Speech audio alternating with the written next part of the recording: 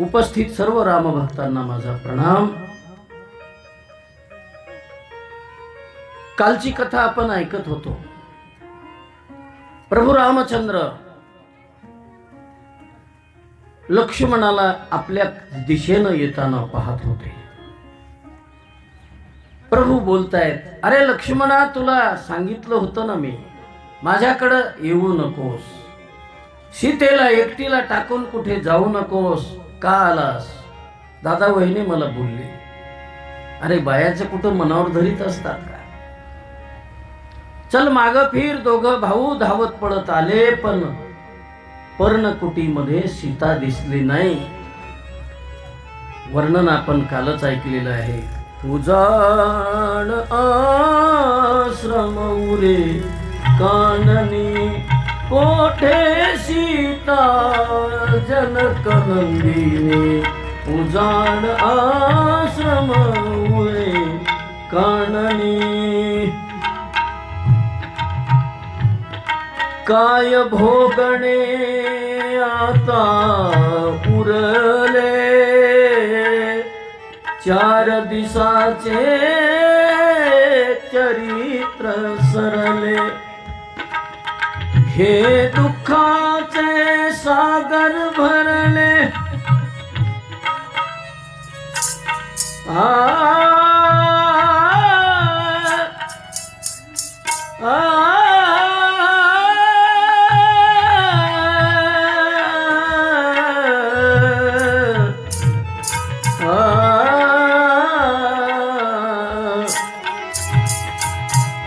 यात जाऊ दे राम वाहुनी, कोठे सीता जनक नंदिनी।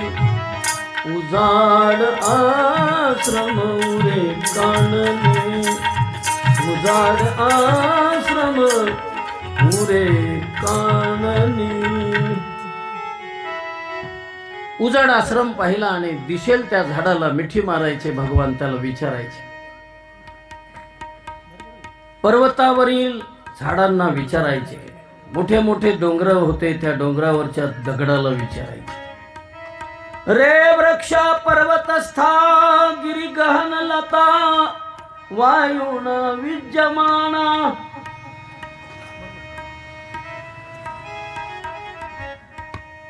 हे पर्वत शिखरावरील वृक्षांनो, माझी सीता तुम्ही पाहिलीत का? नाथ महाराज गोड वर्णन करतात, रे वृक्षा पर्वतस्था गिरी गहन लता, वायुन विद्यमाना। मला विचारता तुम्ही कोण आहात?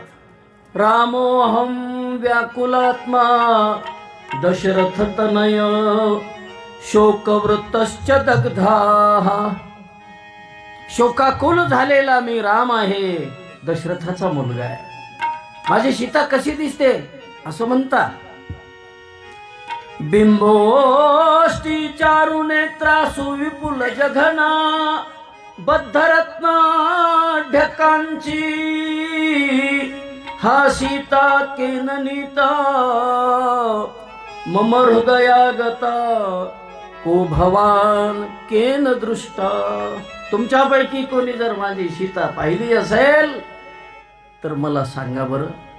म्हणून प्रत्येक झाडाला सांग कदंबा, बघुनी सत्वर दिसते काती नदी तटावर।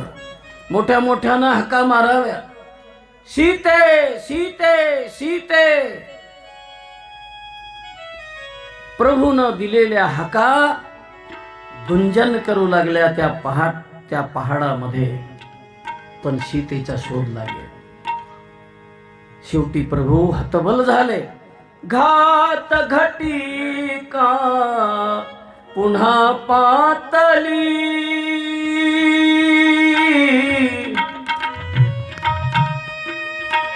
घात घटिका पुन्हा पातली।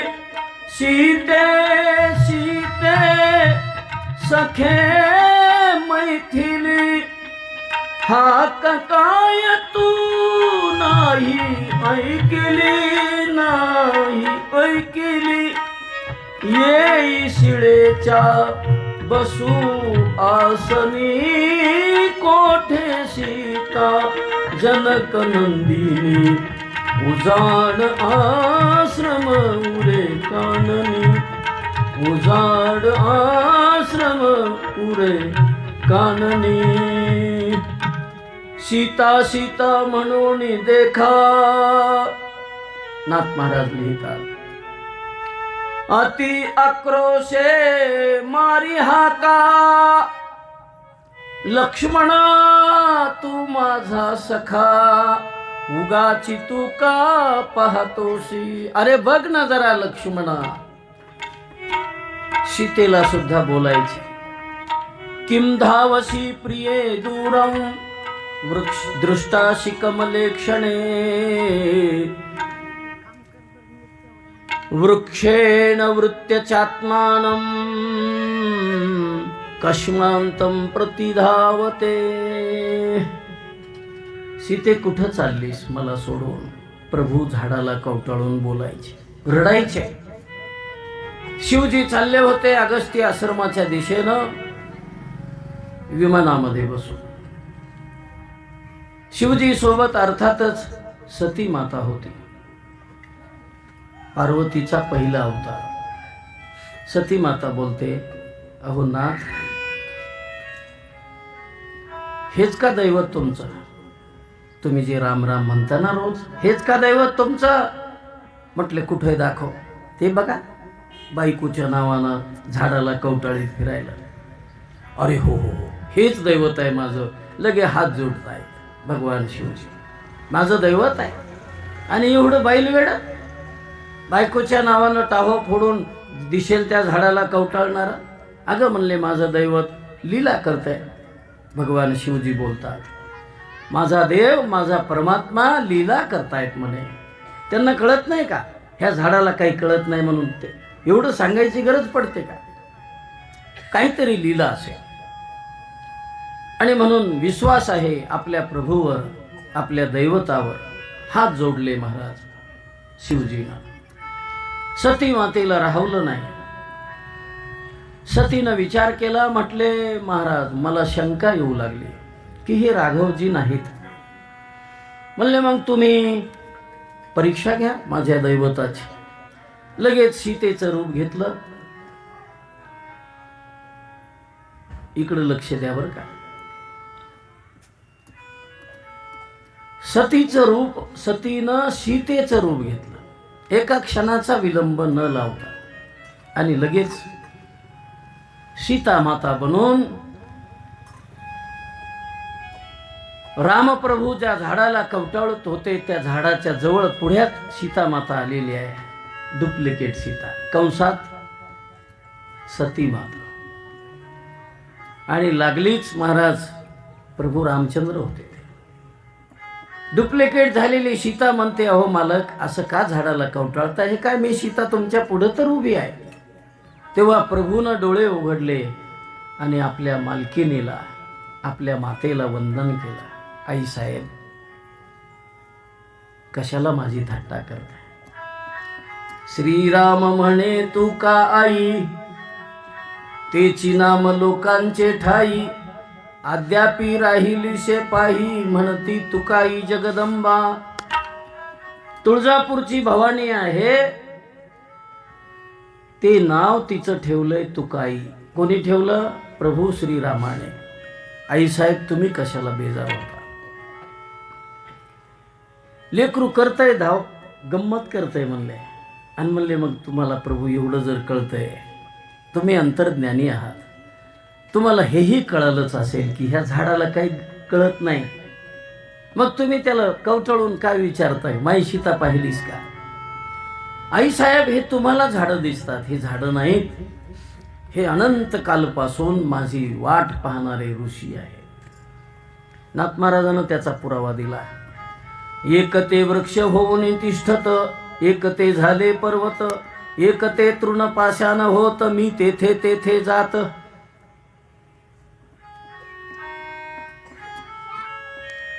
त्यांचा भावार्थ देखोन परम प्रीतीने दे आलिंगन. आता एवढं सांगितल्यावर, खुलासा केल्यावर सती माता लज्जित झाली. भगवान शिवजीकडे जाते, हात जोडून विनंती करते, मालक माझं चुकलंच खरं. म्हणले आता नाही, आता तुला माफी नाही. शिवपुराणामध्ये ही कथा आलेली आहे. प्रभू रामचंद्राची भार्या झालीस ना तू, आता तू मला पूजनीय झाली, माझी बायको नाही राहिली. माझ्या मालकाची मालकीन झाली ना, मग माझा मालक कोण आहे? प्रभू रामचंद्र. आणि तू थोडं का होईना सीता झाली ना, नाटकं का होईना, मग सीता झालीस, आजपासून तुझा माझा प्रपंच बंद, नाते संबंध संपले, असं वर्णन आलेलं आहे. प्रभू रामचंद्र पुढे पुढे चालत असतात. वाटेमध्ये एका जागेवर फुलं पडलेले दिसले.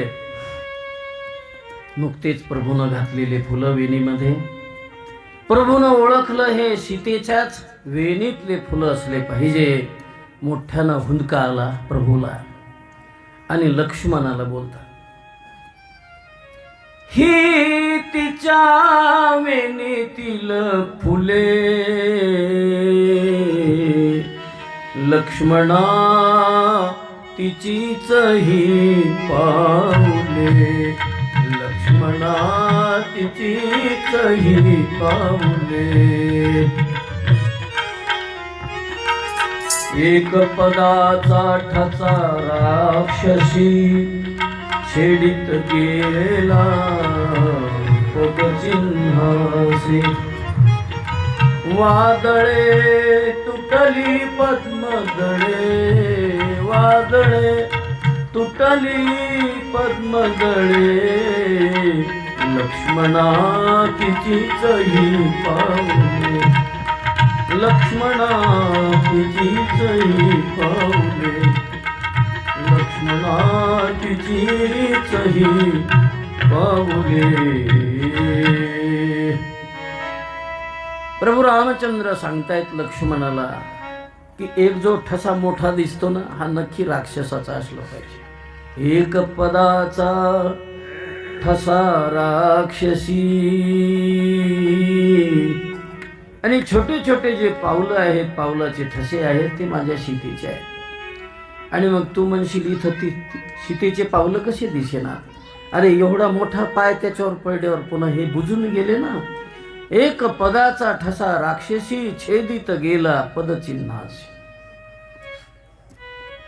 ज्या अर्थी फुलं पडलेले आहेत, हे सीतेच्या वेणीतलेच फुलं आहेत. पुढं पुढं चालत होते. ज्या ठिकाणी जटायू प्रभूची वाट पाहत होता, त्याच्या अंतःकरण भरून आलं होतं. भगवान, नाही मी सीता मातेची सोडवण करू शकलो त्या दुष्टाच्या तावडीतून, पण निदान तुम्हाला बातमी सांगायला जीव मुठीत धरून कंठात धरून जगलो. लवकर या भगवान. मोठ्या म्हणून हाका मारित होता, पण प्रभूच्या कानावर हाका जातीलच कशा, कारण प्रभूही हाका मारित होते, सीते सीते. जास्त जवळ आल्यामुळे जटायूचा आवाज कानावर आला, राम राम.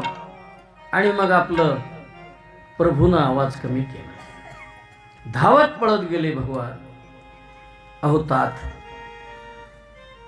कोणी केली तुमची अशी दुरावस्था?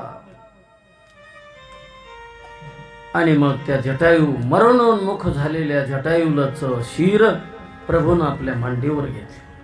खऱ्या अर्थानं जी मांडी अंतसमयी राजा दशरथाला मिळायला पाहिजे होती, ती मांडी आज जटायूला मिळाली. डोकं ठेवायला भाग्यवान ठरला जटायू. प्रभू रामचंद्राचा भक्त आहे आणि राजा दशरथाचा मित्र आहे.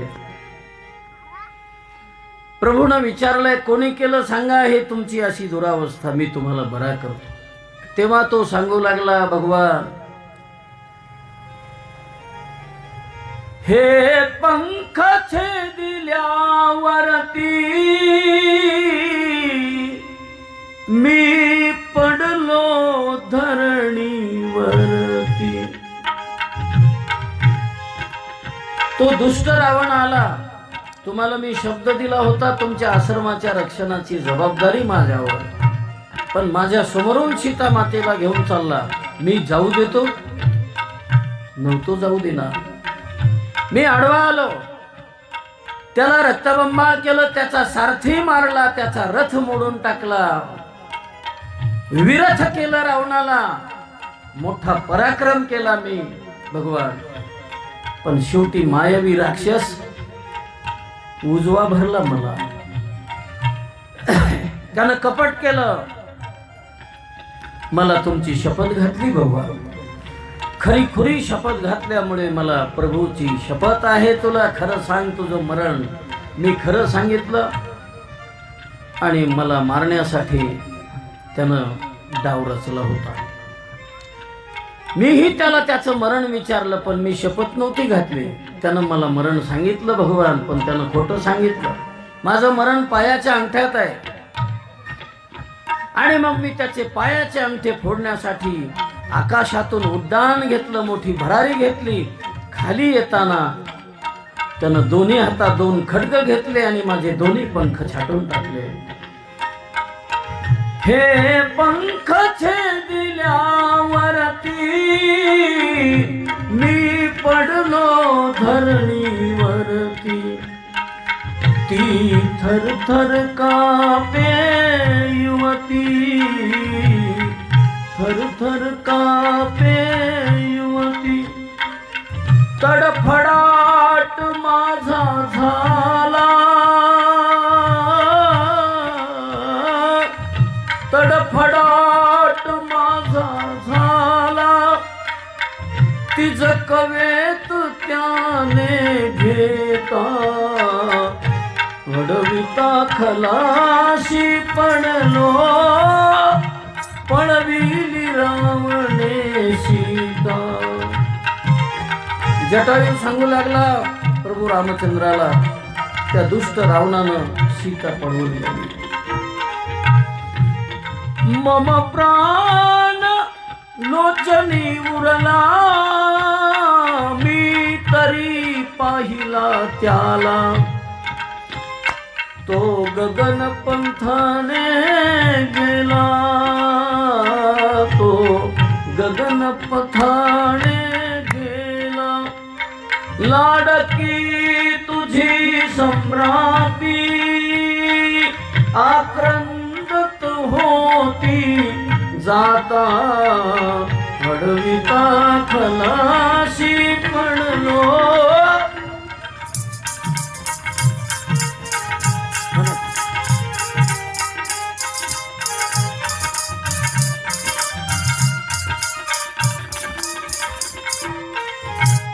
हो,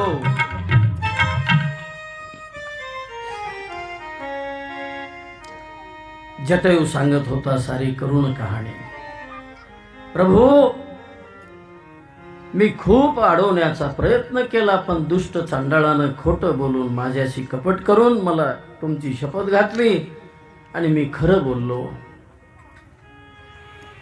त्यानं मला पंख विहीन केलेलं आहे. तुम्हाला मी आता बरा करतो. तुम्ही माझ्यासाठी धारातीर्थी पडलात. मग जटायू सांगतो, भगवान, तुम्हाला पाहिलं, तुमचं दर्शन झाल्यावर आता जगायचं कशासाठी? देवाला पाहण्यासाठी तर एवढं मोठं बलिदान आहे. याजसाठी जप, याजसाठी तप, व्यासेही अमोप ग्रंथ केले. नभे नभे याजसाठी संत पाय हे सेवावे, तरीच तरावे. तुका म्हणे, याच्यासाठी देवाला पाहण्यासाठी, देवाची भेट घेण्यासाठी तर संताची सेवा करायची. मला तर काही न करता तुमचं दर्शन झालं भगवान. एकच कृपा असू द्या, तुमच्याकडे पाहत मला मरण येऊ द्या. काही नको मला भगवान. आता दृष्टी पुढे ऐसाची तू आहे. डोळे मिटून घेतले, ते भगवंताचं गोंड स्वरूप आपल्या डोळ्यामध्ये साठवलं आणि शेवटचा श्वास सोडला. महाराज, आपल्या भक्ताची उत्तर क्रिया प्रभू रामचंद्रानं स्वतःच्या हातानं केली. लक्ष्मणानं काडक्या गोळा केल्या आणि उत्तर क्रिया आटोपल्यानंतर भगवान पुढच्या प्रवासाला निघाले. अजून एक राक्षस भेटतो पुढच्या प्रवासामध्ये. त्याचं नाव आहे कबंध. तुलसीदासजी वर्णन करतात, आवत पंथ कबंध निपाता. कबंध नावाचा महाधिप्पाळ राक्षस प्रभूला भेटला म्हणजे असा कडकडून नाही भेटला. एक डोंगर सारखा उभा होता रस्त्यात. त्याला पाय नव्हते, बिना पायाचा, नुसते हात. आणि हात एवढे लांब लांब होते की असं म्हणतात 1-1 योजन हात होते. 1-1 योजन हात असल्यामुळे त्यानं लांबूनच येणाऱ्या रामाला आणि लक्ष्मणाला दोघाला दोन्ही हातामध्ये असं धरलं. एखाद्यानं पेन हातात धरावा तसं रामाला हातात धरलं एका, लक्ष्मणाला एका हातात. आणि बोलू लागला, हसू लागला. आता हे उचलले गेले एकदमच. दोघही दचकले की हे कोणता प्राणी म्हणाव. त्या प्राण्यानं तोंडाजवळ आणलं दोघाला आणि बोलू लागला तर प्रभू रामचंद्राला त्याचा खटका माहीत होता. लक्ष्मणाला सांगितलं त्याचं मनगट तोड म्हणे. दादा हे तुटन का मनगट? नाही तुटू दे, नुसतं शस्त्र लावलं की त्याचा उद्धार होणार आहे. झाला उद्धार त्याचा. त्यानं तो महाधिप्पाळ राक्षस देह टाकून दिला, दिव्य देह धारण केला आणि प्रभू रामचंद्राला लोटांगण घातलं, दर्शन घेतलं. भगवान बरं झालं, तुमच्या शस्त्रामुळं माझा उद्धार झाला. मी एक धनु नावाचा गंधर्व आहे, दुर्वासाच्या शापानं माझी अशी अवस्था झाली होती. बरं झालं तुम्ही माझा उद्धार केला. मी तुमच्या सहकार्याच्या भावनेनं प्रेरित झालो. इथून जवळच ऋष्यमुख पर्वत आहे. ऋष्यमुख पर्वतावर भावानं हकलून लावलेला सुग्रीव तुम्हाला भेटेल. सुग्रीवाशी मैत्री करा आणि सुग्रीवाशी मैत्री करून तुम्ही सीतामातेचा शोध घ्या, तुम्हाला सोपं जाईल.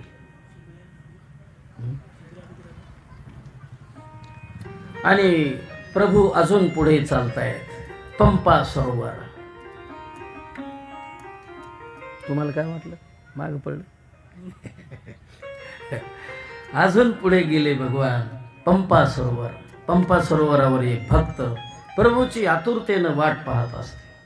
हजारो वर्षाची तिची तपश्चर्या आज फलीभूत झालेली आहे. नाव आहे माता शबरी. शबरी प्रभूची वाट पाहत असते.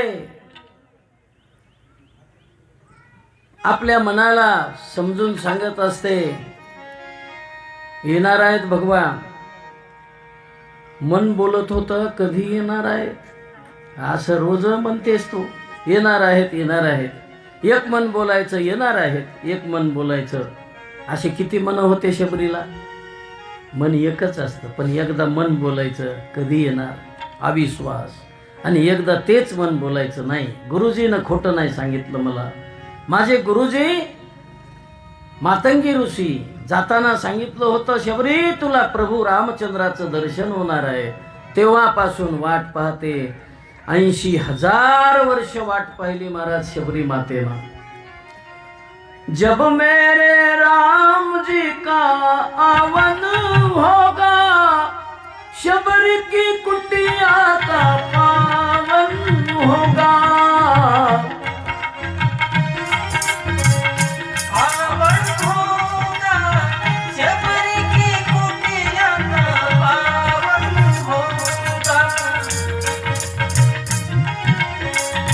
ही शबरी म्हणजे एका भिल्ल जाती जन्माला आलेली मुलगी.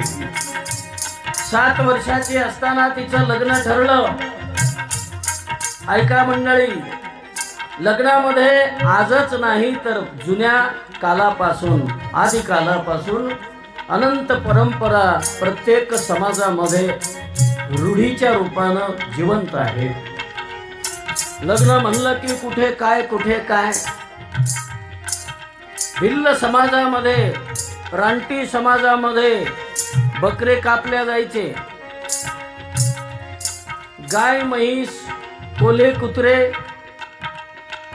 अनंत लोकाला भोजन दिल्या जायचं. पण सगळं राक्षसी वर्तणूक असते. त्या भिल्ल समाजामध्ये त्या काळामध्ये शबरीचं लग्न जमलं आणि दुसऱ्या दिवशी लग्न होतं. लग्नासाठी बकऱ्याची दावण अंगणामध्ये उभी असते. चिमुकल्या शबरीनं विचारलं, आई ग हे बकरे कशासाठी? शबरीची माता म्हणते, बाई उद्या तुझं लग्न आहे ना, लग्नामध्ये हे बकरे कापायचे आहेत. का ग आई, नाही कापले तर नाही का भागणार? तेव्हा आई म्हणते, बकरे जर नाही कापले तर हे गिधाड मंडपात बसले पाहिजे ना. गिधाड कुठं मंडपात बसतात काय? आणि मग तुम्ही त्याला काय माणसं म्हणता काय? खाणाऱ्याला माणसं म्हणता काय? हो, गिधाड सुद्धा कमी पडायला.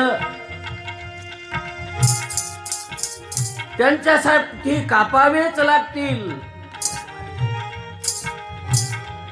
शबरीनं विचार केला, रात्रभर लेकरू झोपलं नाही महाराज.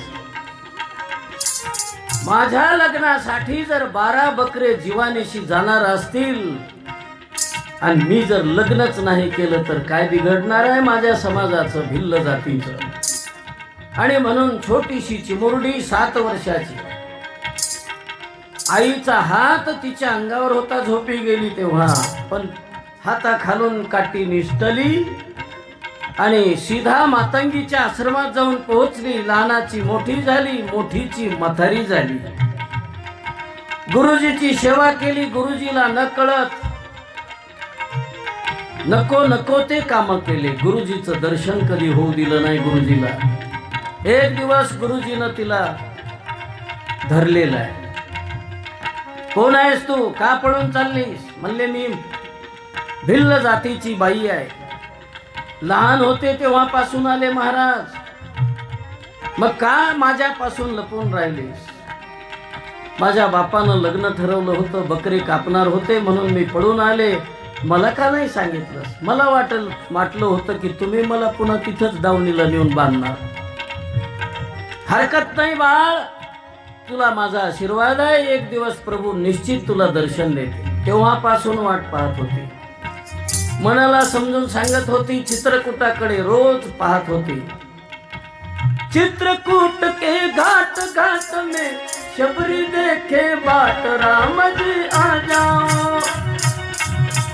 चित्रकूट के घाट घाट में शबरी देखे बाट, राम जी आ जाओ, राम जी आ जाओ.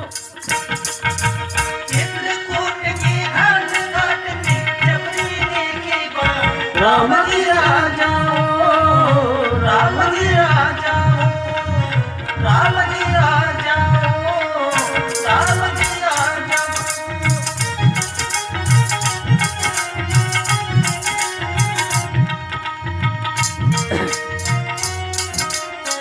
वाह,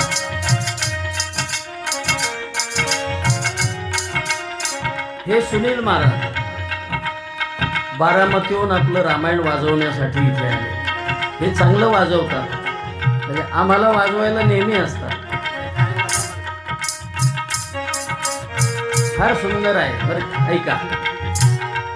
मेरे राम जी को काम बिठाऊं, काम बिठाऊं,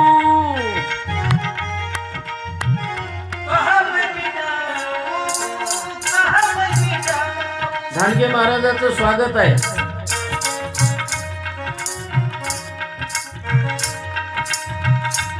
काय म्हणते शबरी, माझे प्रभू जर आले तर मी बसू कुठं, कारण मी गरीब आहे.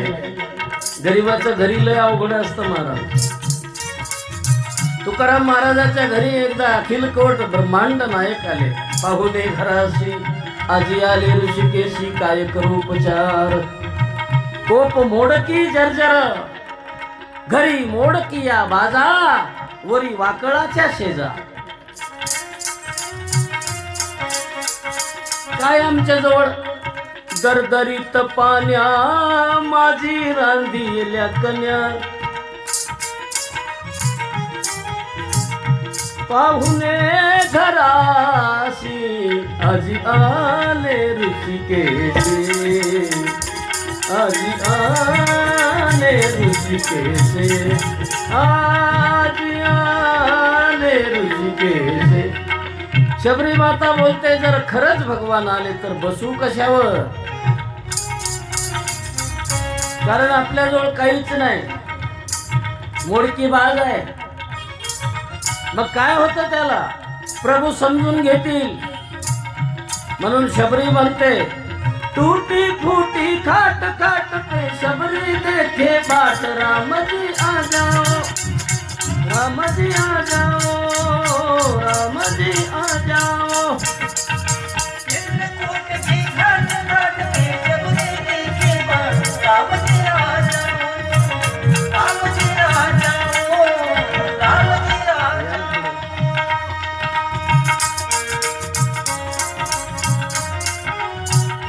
वा वा वा.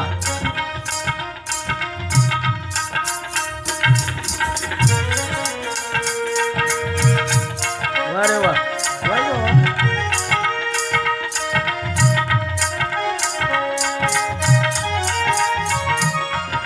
हो, शबरी वाट पाहते महाराज. आता वाट पाहते म्हणजे किती दिवस पाहिल वाट?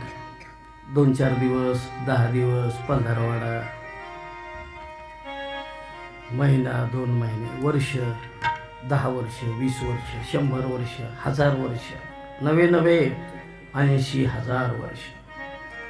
रामायण झालं की लोक आम्हाला म्हणतात, विचारतात, काही गप्पा हाणतात महाराज लोक. अहो, माणसाचं आयुष्य किती? 1000 वर्ष. बरं जावं, 1000 तरी म्हणतात का हो? लाज का जा, 10-5 हजार तरी म्हणावं महाराज आहे ना. 80,000 वर्ष. तुम्हाला काय माहित आहे? अहो, कृतयुगामध्ये आयुष्य माणसाचं होतं 1,00,000 वर्षाचं. मग ह्या गप्पा कशातल्या आहेत? 60,000 वर्ष लोहाचे चणे खाऊन विश्वामित्रानं तपश्चर्या केली. 60,000 वर्ष तुम्ही झोपीत आहात की काय? राजा दशरथाचं आयुष्य मर्यादा नामदेव महाराजांना लिहिलं या अभंगगाथेमध्ये. 99 सहस्र राया दशरथ, हे का नाही बाबा? मग 80,000 वर्ष वाट पाहिली तर बिघडलं कुठं? कारण कृतयुगातली शबरी, मातंगी ऋषी सुद्धा कृतयुगातले. हे चुकून काय झालं? त्रेतायुग सुरू झाल्यावर हे सापडले त्या युगाला. कारण हे मागचेच माणसं गेले नाही तर मग काय होईल? राजा दशरथ कधीचा? फार वर्षाचा. आणि दशरथाला राम झाले कधी? उतार वयात, म्हातारपणी झाले, माणिके कवी पाहिले. बरोबर आहे की नाही? असो, शबरीच्या मनामध्ये नाना प्रकारच्या कल्पना येऊ लागल्या. मनामध्ये यायचं, जाऊ दे शबरी, कालही बसली होती दिवसभर, नाही ना आले प्रभू. पहा तिचा नित्यक्रम कसा होता. सकाळपासून रात्र होईपर्यंत बसायचं. संध्याकाळी मनाला समजून सांगायचं, नाही आले आज भगवान, उद्या नक्की येणार. आणि उद्या नाहून स्नान वगैरे करून पुन्हा जाऊन बसावं.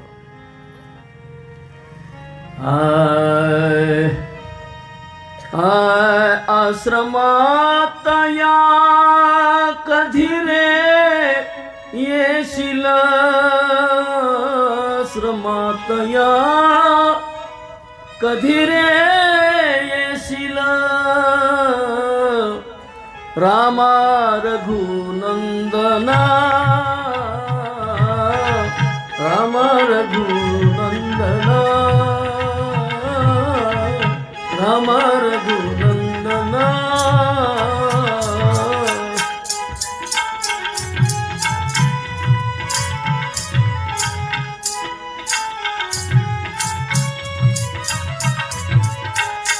मीन अहल्या शापित नारी, मीन जानकी राजकुमारी, दिनरानती वेडी शबरी,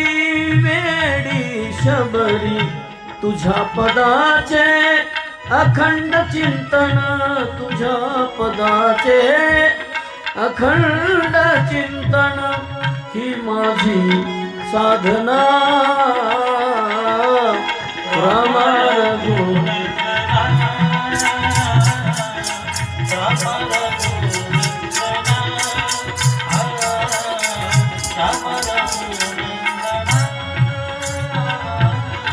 पतित पावन श्री रघुनाथ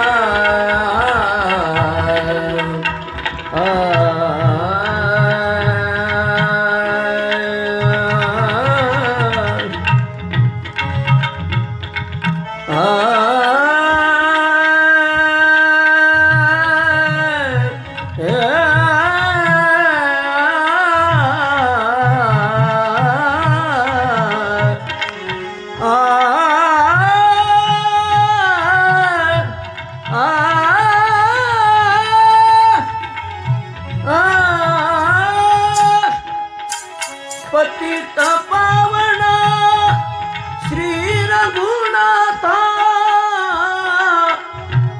एकदाच ये जाता जाता पाहिन पूजिन टेकिन माथा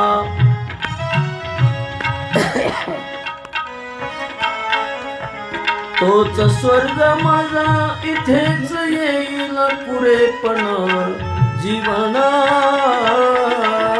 राम रघुनंदना राम रघुनंदना राम रघुनंदना.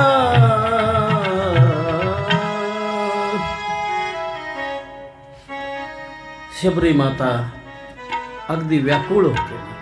खूप आळवणे केली प्रभूची.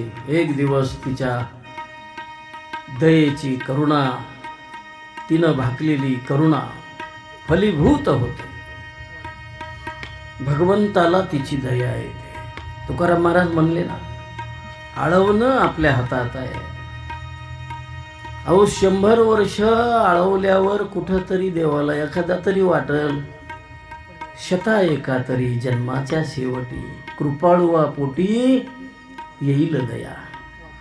आणि काही काही माणसं 7 दिवसातच व्याकुळ होते. या अहो पंढरपूरला जाणाऱ्याची गंमत आहे महाराज. ते आळंदीपासून जे वारकरी चालतात महाराज, मनामध्ये भाव असतो. चांगली गोष्ट आहे, वारीला जाऊ नये असं नाही, जायला पाहिजे. पण असा भाव तयार होतो वारीला जाणाऱ्याचा. त्याला वाटतं या पंढरपुरात गेलं की देवानं यावं खाली. म्हणजे 21 दिवस झाले चलतो म्हणजे का जोक एक काय? हा 1.5 दिवस येणं होत नाही तुम्हाला? म्हणजे न येणाऱ्याला बोलते तसं आडवं. हा मनात भाव असतो की जणू विठुरायानं असं खाली उतरून यावं, हातातली पिशवी घ्यावी आणि शिनलं भागलं का विचारावं. म्हणजे उपकारच केले ना तुम्ही. 20-22 दिवस चालले म्हणजे. हो नाही महाराज. तुकाराम महाराज म्हणले, शता एका तरी जन्माच्या शेवटी 100 जन्म जर तुम्ही तितकीच आराधना केली व्याकुळतेनं, तर कदाचित एखाद्या जन्मात देवाला दया येईल तुमची. मागे बहुता जन्मे हेच करीतालो आम्ही, भवतापश्रमे दुःखे पिडिले निववू त्या. आणि जेव्हा दया येईल भगवंताला, त्या दिवशी भगवान दर्शन दिल्याशिवाय राहणार नाही, कोणाचं नाही ऐकत. मग तसं शबरीनं 80,000 वर्ष तपश्चर्या केली, कधी हू का चू नाही. देवावर अविश्वास नाही. निष्ठावंत भाव भक्ताचा स्वधर्म. निष्ठा आमच्याजवळ बी निष्ठा आहे, पण आमची निष्ठा म्हणजे निष्ठानिष्ठी आहे. निष्ठा नाही आपली, सगळी निष्ठानिष्ठी आहे. एक दिवस तिची निष्ठा फलीभूत झाली. श्रद्धा फळाला येते म्हणतात. तुकाराम महाराजांना तर नाटाच्या अभंगात म्हटलंय, परमार्थिकाच्या गाठीला मुख्य भांडवल असावं. रुपये नसू द्या जवळ तुमच्या, भांडवल गाठी तरी विश्वास. आणि विश्वास ज्याच्याजवळ असेल त्याला प्रभू लागलीच भेटतात. विश्वासितो करी स्वामीवरी संत. शबरीच्या त्या मंदिरामध्ये, शबरीच्या त्या आश्रमामध्ये भगवान दाखल झाले. शबरीला हाका मारू लागले भगवान, ओ माता. आणि मग शबरी महाराज, एवढ्या वर्षाची शबरी, तिचे डोळे कसे असतील विचार करा. आम्हाला आता 60च्या अगोदरच चष्मे लागायले. चाहुरी लावूनही रेटाना काही काला तर वढाच ना, चाहुरी लावून बी मग ऑपरेशन डोळ्याचं. पण शबरीला चष्मा नव्हता. शबरीनं उग कपाळावर हात ठेवला. कोण है भाई? मुझे माँ कहने वाला, मैं तो किसी की माँ नहीं हो सकती. जवळ आले भगवान. आई साहेब, अरे प्रभु, आपकी माँ तो कौशल्या है, आपकी माँ सुमित्रा है, कई आपकी माता हो सकती है, मैं कैसी माता हो सकती हूँ? आणि भगवानच दर्शन घेतात. भगवान त्या कैकईचं भिल्ल जाती जन्माला आलेली एक बाई महाराज कशी दिसत असेल, इतकी म्हातारी, आणि तिचं दर्शन प्रभूनं घेतलं तेव्हा क्रांती झाली मंडळी. रामायणामध्ये क्रांती झाली. त्या काळामध्ये जगतचालक परमात्मा अनंत करुणा घन भगवान जेव्हा एका भक्ताचे पाय धरतात तेव्हा क्रांती झाली मंडळी. भगवान दर्शन घेत असताना शबरी लज्जित झाली. शबरी म्हणते, भगवान अशी उलटी गंगा, अहो भगवान माझं दर्शन घेऊ नका, माझ्याजवळ तुम्हाला द्यायला काही नाही भगवान. आई साहेब, आईनं लेकराला द्यायचं कहुरक द्यायचं. कुठपर्यंत द्यायचं? जोपर्यंत त्याला स्वतःला काही करता येत नाही तोपर्यंतच. ज्या दिवशी लेकराला ज्याचं त्याचं करता यायला लागलं त्या दिवशी आता लेकराचं कर्तव्य आहे की आईला तिला होईना त्या दिवशी लेकरानं आईचं केलं पाहिजे. म्हणून आपल्याला आजची रामकथा संदेश देते, जीवनामध्ये कोणाची सेवा नाही झाली तरी हरकत नाही, अहो देवाची सुद्धा, पण माय बापाची सेवा करा. खूप उपकार आहेत त्यांचे महाराज. घर गळालं, आपण लहान होतो तेव्हा कल्पना करा, घर गळालं तर लेकराला भिजू दिलं नाही महाराज आईनं. आपल्या अंगावर माळदाचं पाणी घेतलं. सगळं जुन्या काळामध्ये पेंड होते माळदावर. रात्री 1 तास पाऊस पडला तरी सकाळपर्यंत माळद गळायची. मग ओल्यामध्ये लेकरू कुठं टाकायचं? तर ओल्यामध्ये लेकरू नाही, स्वतः आई झोपली महाराज आणि आम्हाला कोरड्यात टाकलं. एवढे उपकार फक्त आठवा, तिला मरताना तरी सहारा द्या. मध्यम लावा.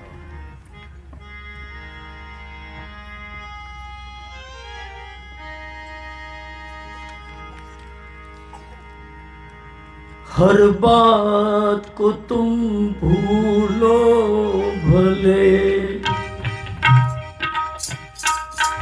माँ बाप को मत भूलना, उपकार इनके लाखों है, इस बात को तुम मत भूलना.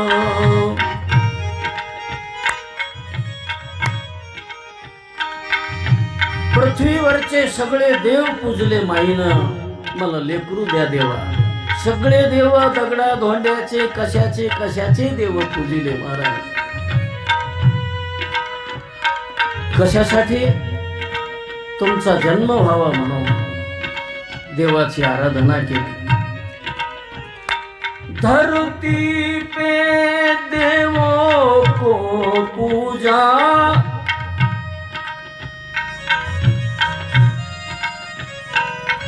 धरती पे देवों को पूजा, भगवान को लाख मनाया है, तब तेरी सूरत पाई है, संसार में तुझको बुलाया है. इन पावन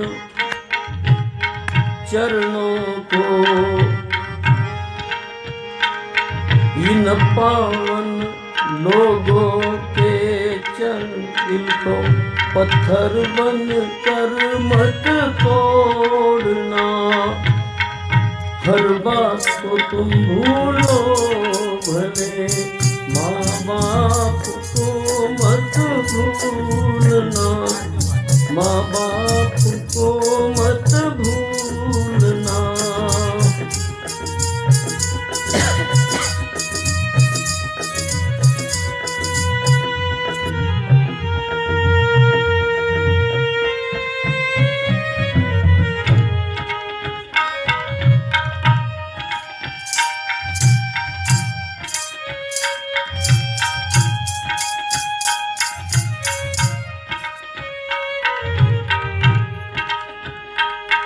आणि गर्भातून बाहेर येताना नको महाराज एवढे कष्ट असतात. 9 मास कष्टलाशी 10व्याने प्रसूत झाली. 9व्या महिना संपल्यावर काय आईची बेजारी असते महाराज. कधी कधी माताईला जीव द्यावा लागतो. केवढं हे अग्निदिव्य. अपने ही पेट को फाता है और तेरी काया सजाई है. अपना हर कोर खिलाया तुझे तब तेरी भूख मिटाई है. इन अमृत देने वालों के जीवन में जहर मत घोलना. हर बात को तुम भूलो भले, माँ बाप को मत भूलना.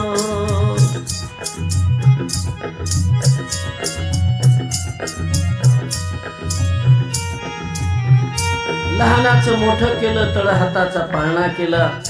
प्रसंगी ओल्यामध्ये झोपले, आम्हाला सुख्या जागेवर टाकलं आणि लेकरू लहानाचं मोठं झालं. मोठी कोट्यावधीची जायदाद कमावली त्याने आणि मायबापाला विसरलं महाराज.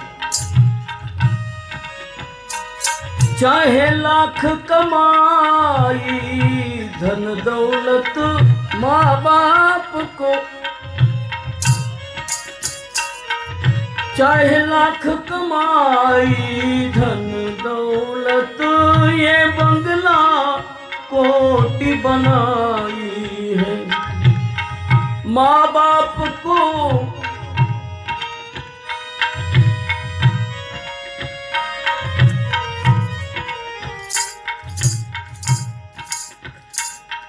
माँ बाप ही ना खुश है तेरे, बेकार है सारी कमाई. कमाई कर ये लाख नहीं ये खाक है सब, इस बात को तुम मत भूलना. हर बात को तुम भूलो भले, माँ बाप को मत भूलना.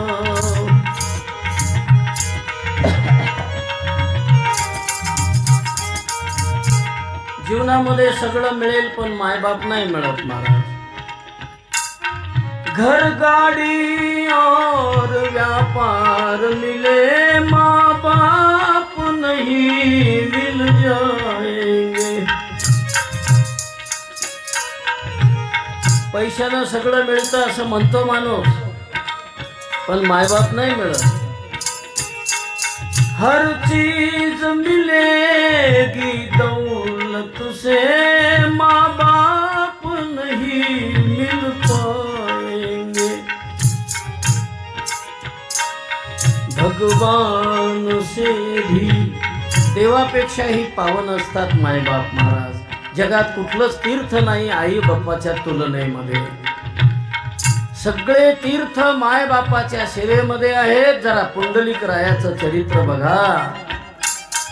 सकळ तीर्थे माध्यान्ह काळी येती पुंडलिका जवळी, करती अंघोळी वंदिती चरण. कोणाचे? आई वडिलाची सेवा करणाऱ्याची.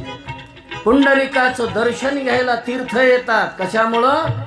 मायबापाची सेवा केल्यामुळे. म्हणून आईला सांभाळा, वडिलाला सांभाळा. बाकीचं तुम्ही सगळं जग विसरले तरी चालेल.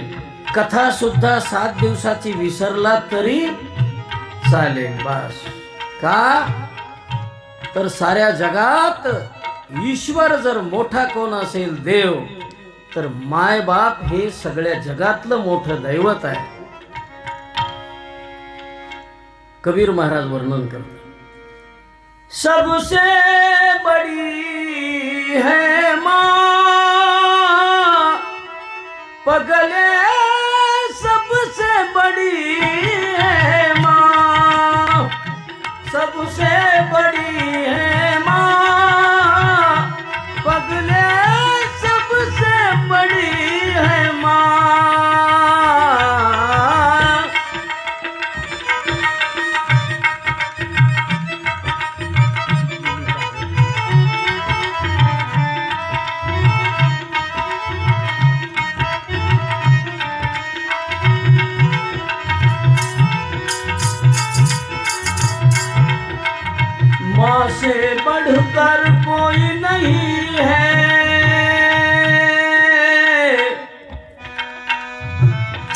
एखाद्या आईचं लेकरू जर दारुड्या असेल, दारुड्या बर का, रोज मारू द्या आईला, लाथा बुक्क्याचा सुकाळ असू द्या तिच्या जीवनामध्ये, एकुलतं एक लेकरू आहे, रोज मारते, तरी माय म्हणते बाळा तुझे हात तर दुखत नाहीत ना मला मारल्यामुळं. अरे जिनं रोज मार खाल्ल्यावर सुद्धा जिथून फक्त आणि फक्त आशीर्वादच बाहेर पडतो त्याला म्हणतात मा. ऐशी कळवळ्याची जाती करी लाभावी न प्रीतीवा.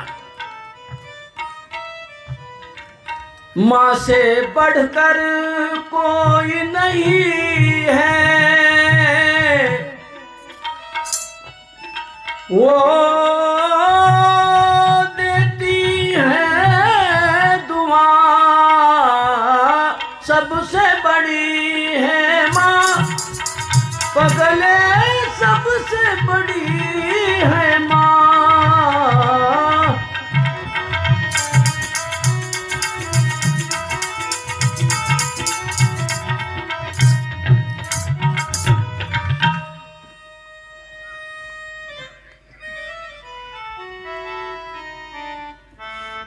शबरीचं दर्शन घेतलं, प्रभूला झिडकारते शबरी माता.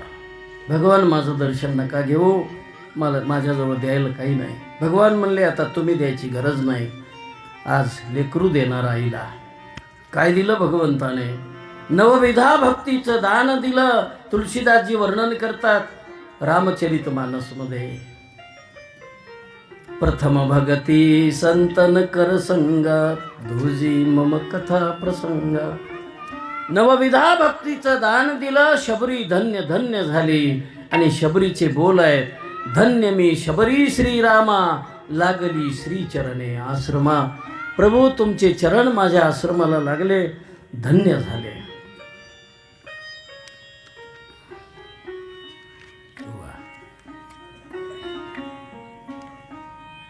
धन्य मी शबरी श्रीरामा,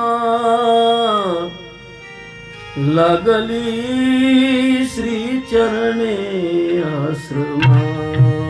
लागली श्री चरणे आश्रमा. चित्रकूटाहे चरण लागता, किती पावले मुनी मुक्तता. वृक्षातळिया थांबा क्षणभर,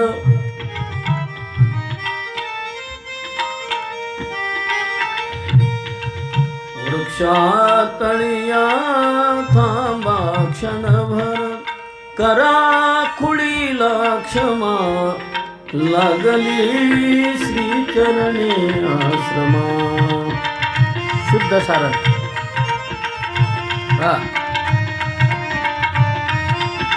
श्री चरणे आश्रमा. गुरु सेवेचा जीव झिजले जीवन,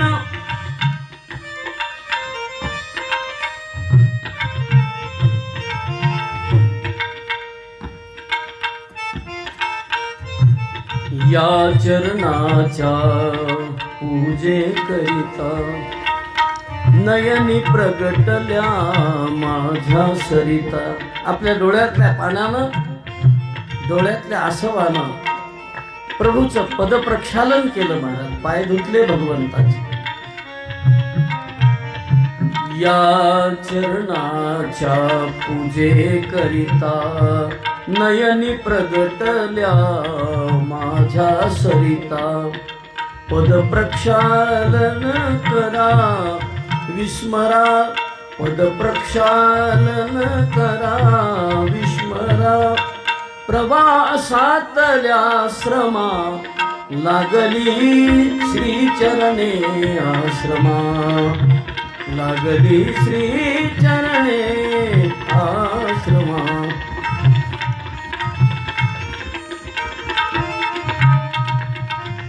सेवा देवा कंदमुळे ही,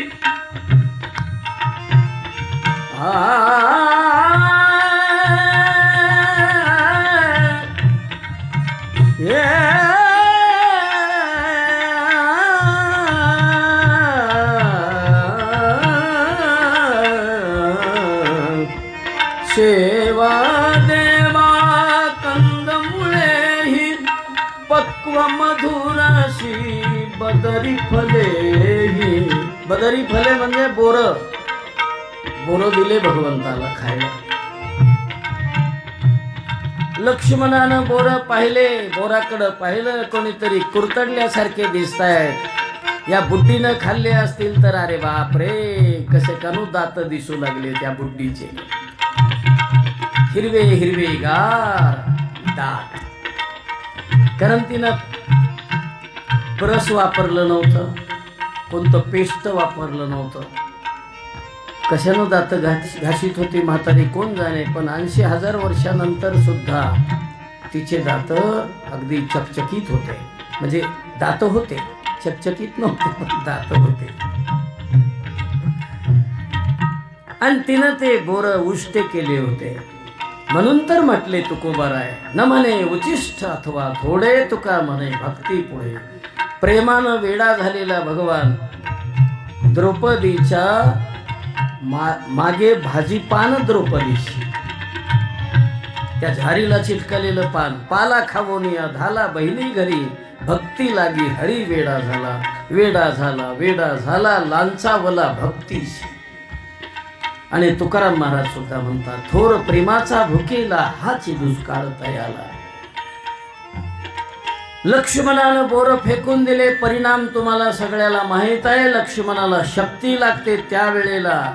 त्याच बोरापासून तयार झालेली वनस्पती त्याच्या नाकात पिळावं लागते, तेव्हा जिवंत होतो.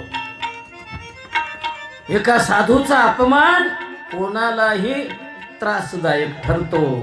लक्ष्मणाचा अपमान केला काल, पाहिलं तुम्ही, ऐकलं. सीतेला राक्षसाची बाग सांभाळावी लागली.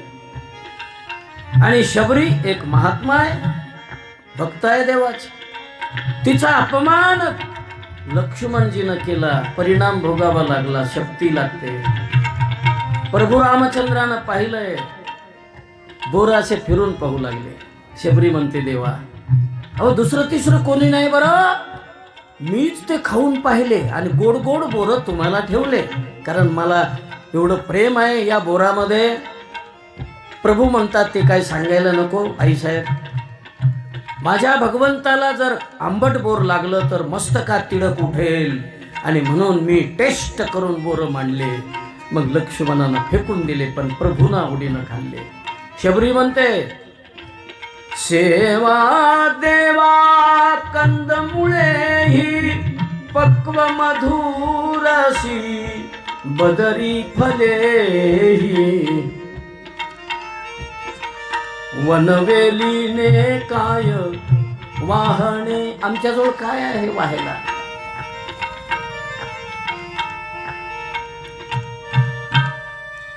शबरी सांगते, क्षते खगाची नव्हेत देवा. खग म्हणजे पक्षी. हे पक्षानं कुरतडलेले नाही. क्षते खगाची नव्हेत देवा, स्वयेचा खिला. मीच बोर चाखून पाहिले. गोड तेवढी पुढे ठेविली. गोड गोड जे मला बोर लागले ते तुमच्या पुढे ठेवले. मोठ्या आनंदानं मिटक्या मारीत प्रभूनं ते बोर खाल्ले. ऐका महिमा आवडीची, बोरे खाय भिल्लिनीची. उष्टी बोर भगवंतानं खायले. थोर प्रेमाचा भुकेला हाची दुष्काळ तयाला. शबरीचा उद्धार करून प्रभू रामचंद्र पुढे जात आहेत.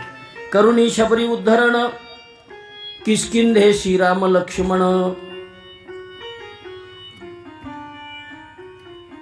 पूर्वकथानुसंधान करुणी शबरी उद्धरण किष्किंधे श्रीराम लक्ष्मण दोघे जण चालिले.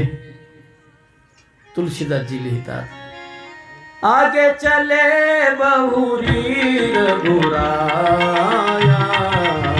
ऋषमुख पर्वत निहराया, तहरह सचिव सहित सुग्रीवा, आवत देखी अतुल बल शिवा. श्रीराम जय जय राम, श्रीराम जय राम जय जय राम.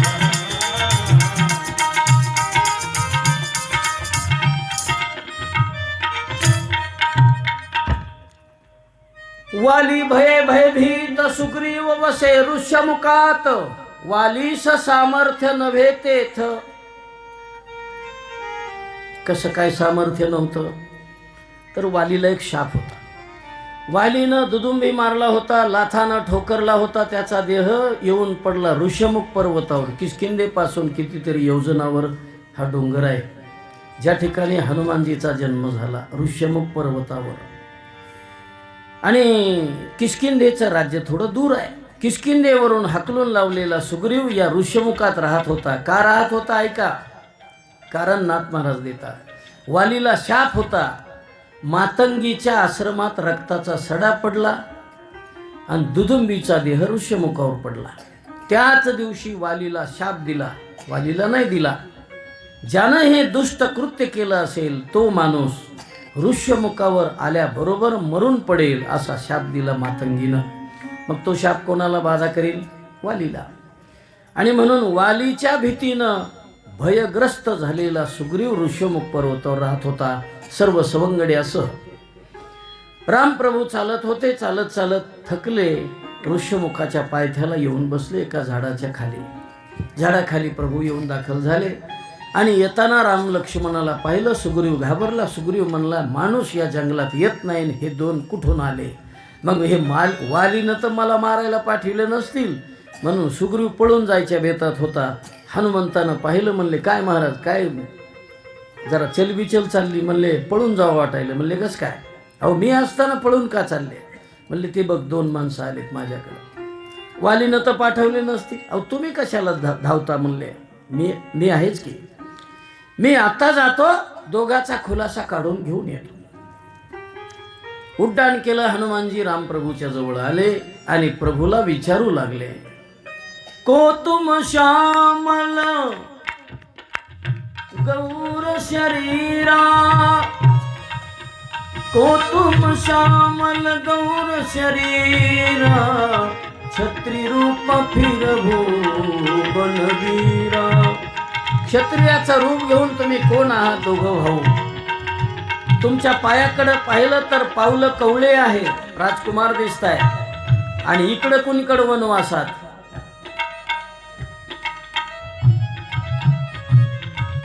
को तुम श्यामल गौर शरीरा, छत्री रूप फिर भुवन वीरा.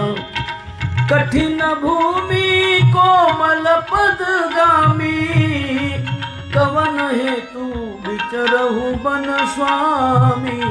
राम सिया राम सिया राम.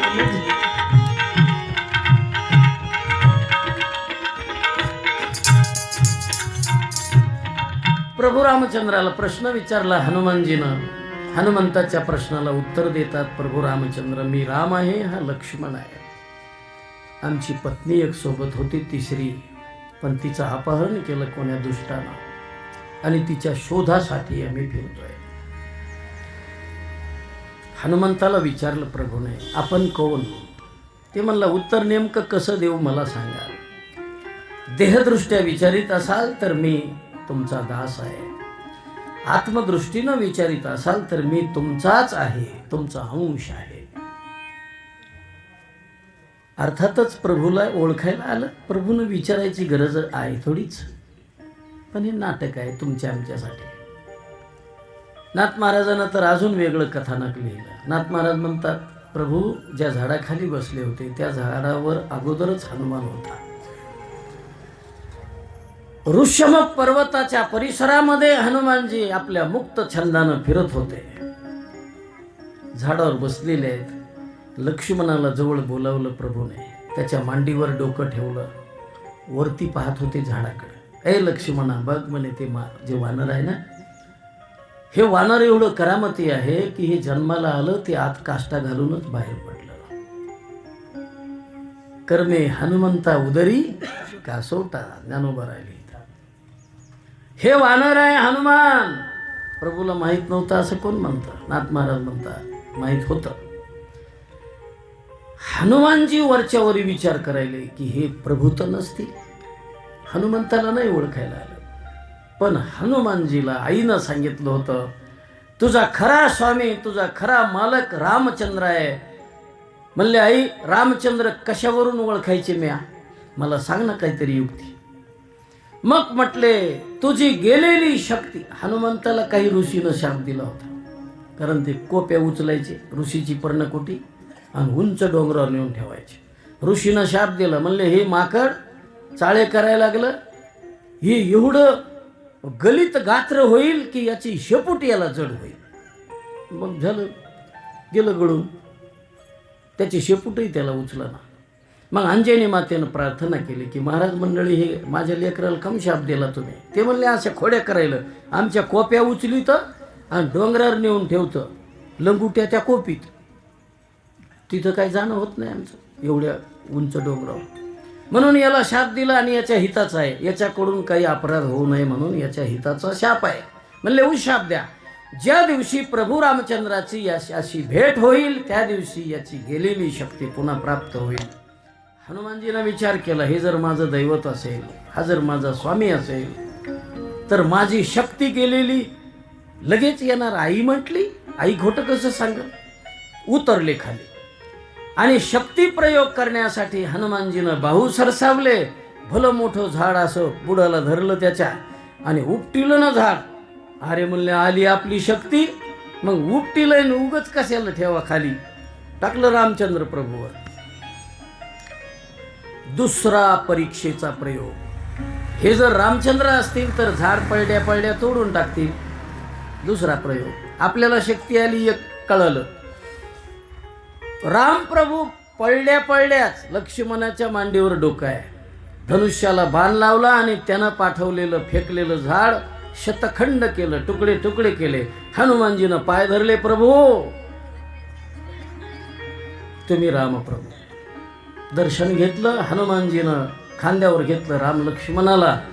एका उड्डाणामध्ये ऋष्यमक पर्वतावर जिथे सुग्रीव बसलेला आहे, सुग्रीवाशी मैत्री करून दिली. हे प्रभू रामचंद्र आणि प्रभू हा सुग्रीव, दोघांची भेट घालून दिली, दोघांची मैत्री करून दिली. छोटासा अग्नी प्रज्वलित केला आणि अग्नीच्या साक्षीनं दोघांची मैत्री झाली.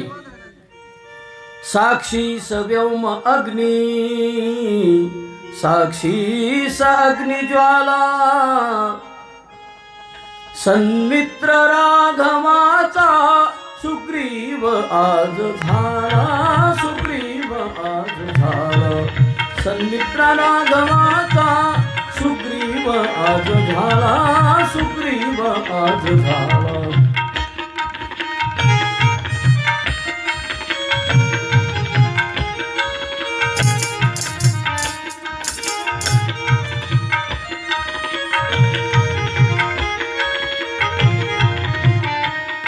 रामा तुझ्या परी मी वनवास भोगत आहे, हनुमत मुखे तुला ते साध्यंत ज्ञात आहे. रामा तुझ्या परी मी वनवास भोगत आहे, हनुमत मुखे तुला ते साध्यंत ज्ञात आहे. दुःखीचा साह्य होतो दुःखात दुःखिताला, दुःखीचं साह्य होतो दुःखात दुःखिताला. सन्मित्र राघवाचा सुग्रीव आज झाला, सुग्रीव आज झाला. वा वा.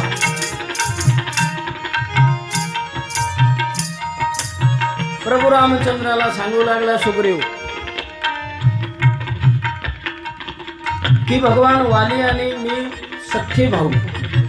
म्हणजे मग दोघात भांडणं कसे झाले, सख्खे भाऊ पक्के वैरी कस काय झाले.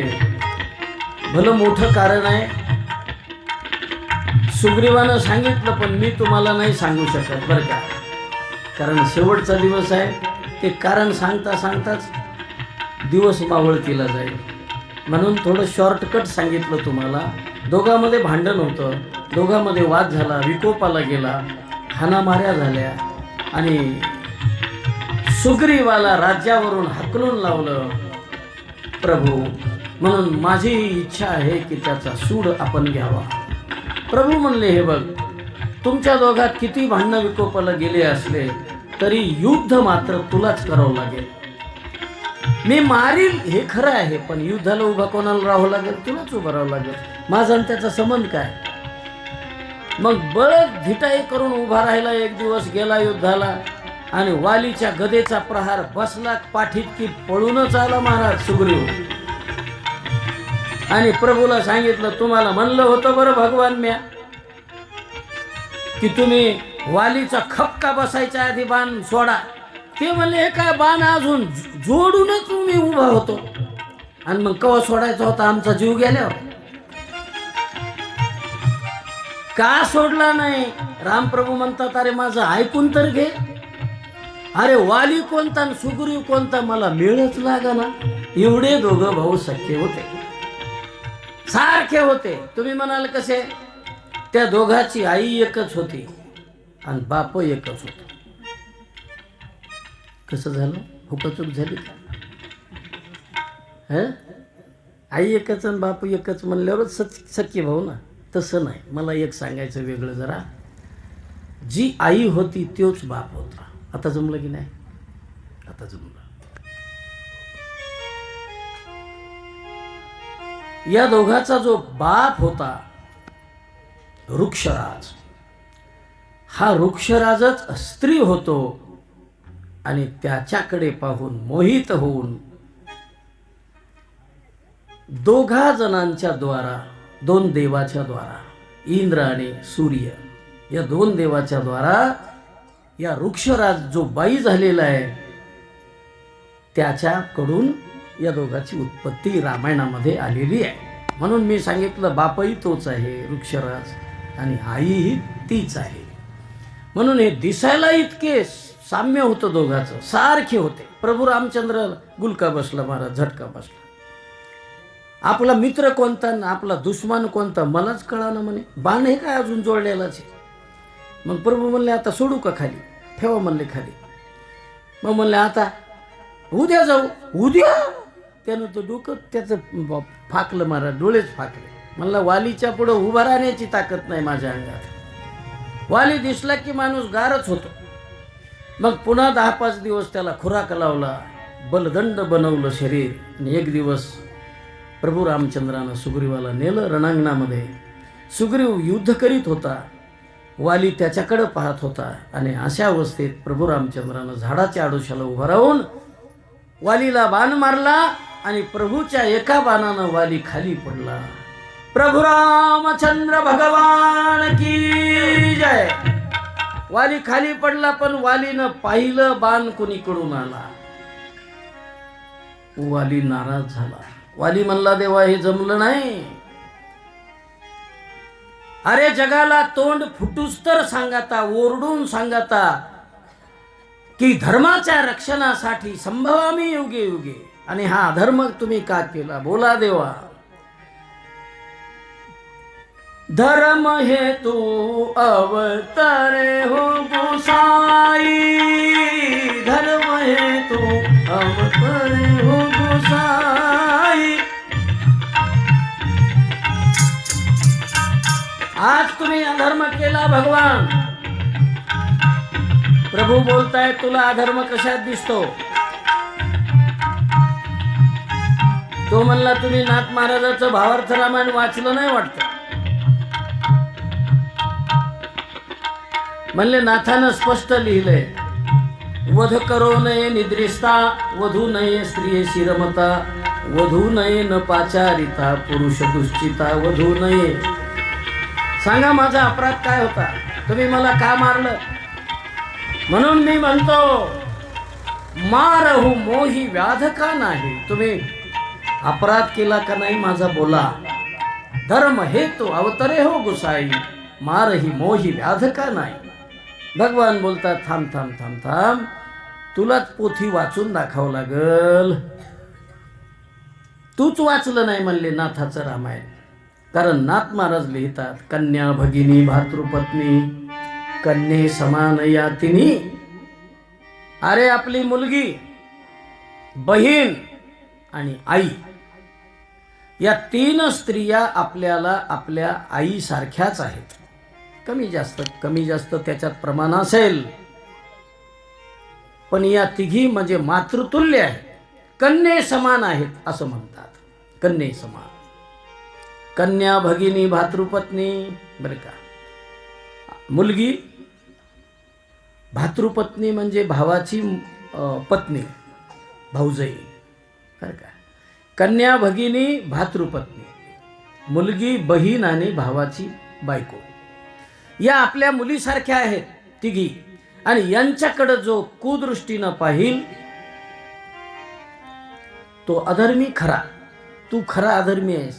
प्रभू बोलतात, कन्या भगिनी भातृपत्नी कन्ये समान या तिन्ही, ते बंधू भार्या त्वा हिरोनी अनुदिनी भोगीसी.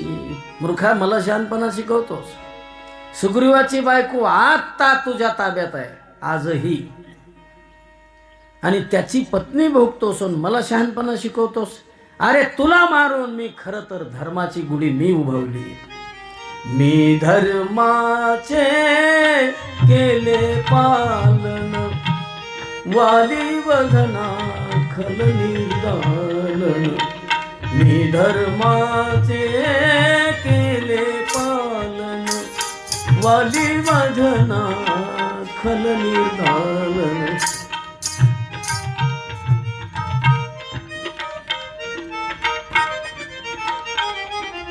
वाह,